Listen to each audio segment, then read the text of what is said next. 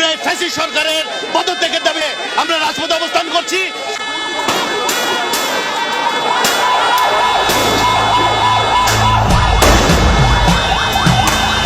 ঢাকা দক্ষিণে সবচেয়ে ভয়াবহ সংঘর্ষের ঘটনা ঘটে মাতুয়াইল এলাকায়।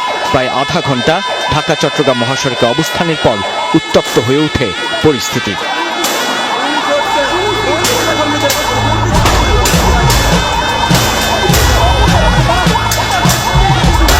নিয়ে এপিসির উপর হামলে পড়ে বিএনপি কর্মীরা।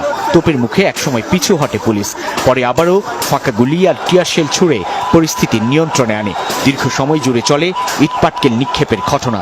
এপিসি থেকে ফাঁকা গুলি ছুটতে ছুটতে অবস্থান নেওয়া নেতাকর্মীদের ছত্রভঙ্গ করে দেওয়া হয়, ছড়ে টিয়ারশেলও।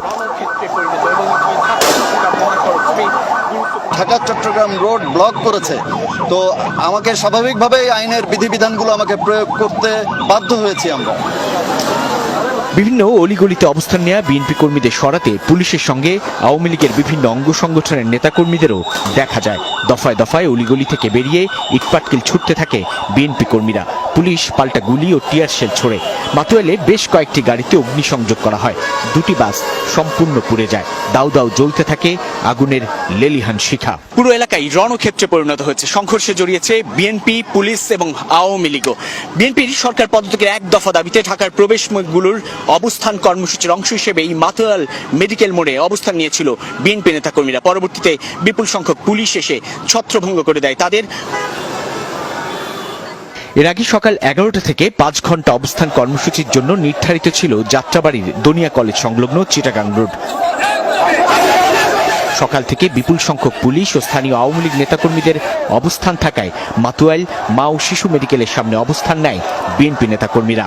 জনগণের লড়াইয়ে পরিণত হয়েছে বর্তমানে অবৈধ স্বৈরশাসক শেখ হাসিনার পদত্যাগ। যেখানে আমরা স্পট দিয়েছিলাম সেখানে মনে হচ্ছে যে যুদ্ধ চলছে।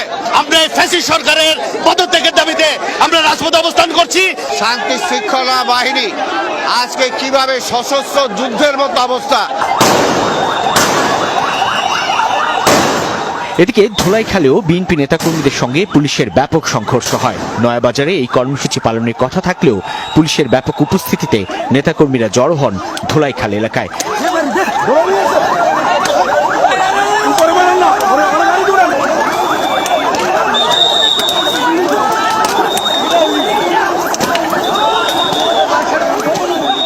বিএনপির সর্বোচ্চ নীতি নির্ধারণী ফোরাম স্থায়ী কমিটির সদস্য গয়েশ্বর চন্দ্র রায় এভাবেই লাঠি পেটার শিকার হন ধোলাইখাল এলাকায়। আপনার সব দেখছেন, আমরা সংঘাত চাই না, আমরা জনগণের অধিকার নিয়ে রাজপথে থাকতে চাই। আঘাত করতে পারে, কিন্তু আমাদের দৃঢ়তা, আমরা আমাদের যে দাবি, এটা ন্যায়সঙ্গত দাবি।